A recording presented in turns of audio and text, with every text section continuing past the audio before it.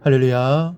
사랑하는 대강의 가족 여러분, 오늘 하루도 하나님의 말씀과 동행하는 삶이 되길 소망합니다. 오늘 함께 나눌 하나님의 말씀은 열왕기상 2장 26절에서 27절 말씀입니다. 왕이 제사장 아비아달에게 이르되 내 고향 아나돗으로 가라.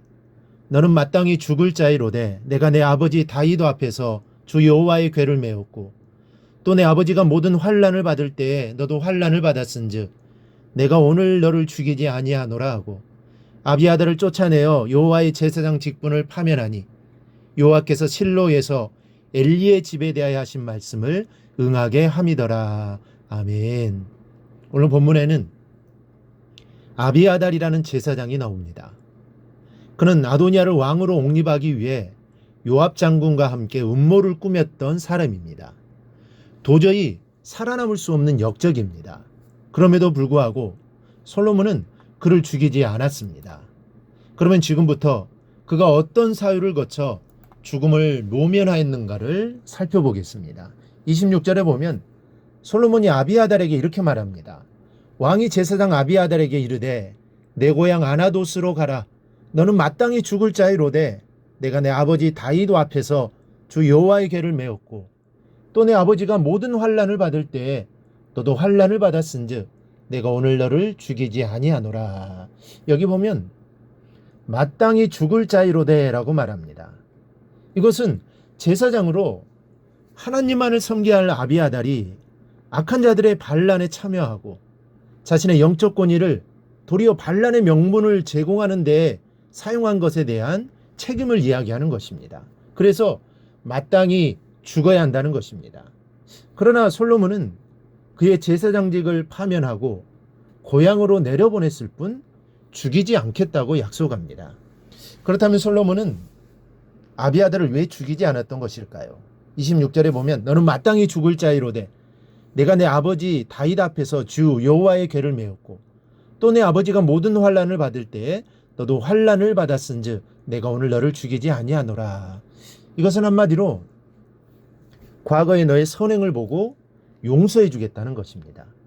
그런데 이런 정상 참작은 아비아달의 아버지의 선행까지 거슬러 올라가게 됩니다. 아비아달의 아버지 아히멜렉은 다윗이 사울에게 쫓겨다닐 때 큰 도움을 베풀어 주었던 사람입니다.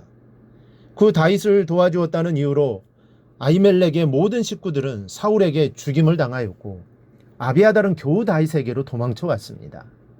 솔로몬은 아비아달이 죽을 죄를 범하였을 때 그의 아버지 선행을 깊이 참작하였던 것입니다. 이런 경우는 성경에 많이 있습니다. 열왕기상 2장 7절에 보면 다윗이 솔로몬에게 유언하기를 바르실레의 아들들에게 은총을 베풀어 주라고 당부했습니다. 이유는 다윗이 압살롬에게 쫓겨다닐 때 바르실레가 많이 도와주었기 때문입니다. 여러분, 나의 모든 덕행은 자손 대대까지 이어진다는 사실을 기억하셔야 합니다. 그러므로 우리는 이 땅을 살아갈 때 선을 행하며 살아야 합니다. 그런데 그렇지 못하고 악하게 부자가 된 사람을 보십시오. 그 재산이 3대를 이어가지 못한다는 사실을 아실 겁니다.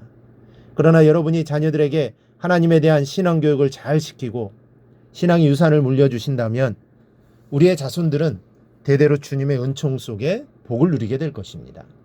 우리가 자녀들에게 물려줘야 할 최고의 유산은 바로 믿음입니다.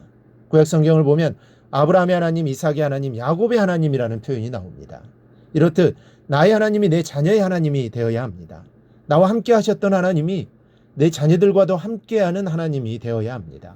그래야 자녀들의 앞길에 소망이 있는 것입니다. 그러므로 이 사실을 기억하시고 자손에게 믿음의 유산을 물려주는 부모들이 되시기를 바랍니다. 그런데 부모의 덕행만으로 이런 복을 누린 것은 아닙니다. 솔로몬이 아비아달을 죽이지 않는 이유는 그가 과거에 칭찬들을 만한 선을 행했기 때문입니다. 26절에 보니 너는 마땅히 죽을 자이로되 내가 내 아버지 다윗 앞에서 주 여호와의 궤를 메었고 또 내 아버지가 모든 환난을 받을 때에 너도 환난을 받았은즉 내가 오늘 너를 죽이지 아니하노라. 아비아달은 하루아침에 부모와 형제를 모두 잃어버린 사람입니다. 이유는 그의 아버지가 다윗을 도왔다가 사울에게 가족이 몰살당하고 아비아달만 간신히 살아남았습니다.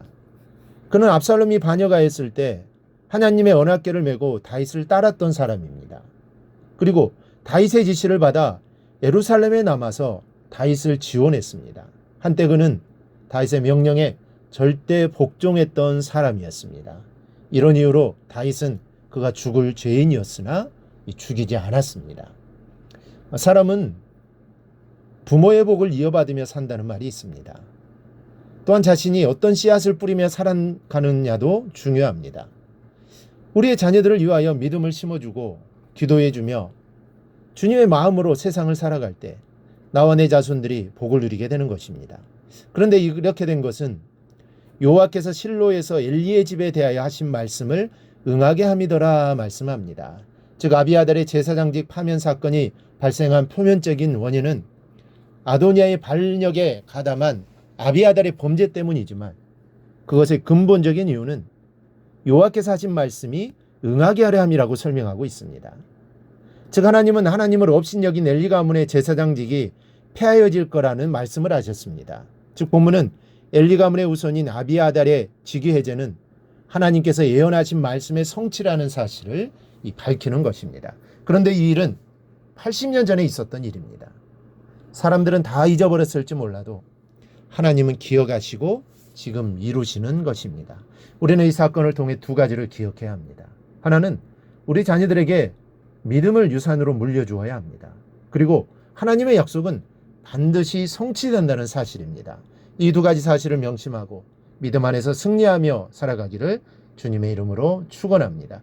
오늘 묵상한 말씀을 굳게 잡고 삶으로 실천하며 살아내는 대강의 모든 성도들이 되기를 축복합니다.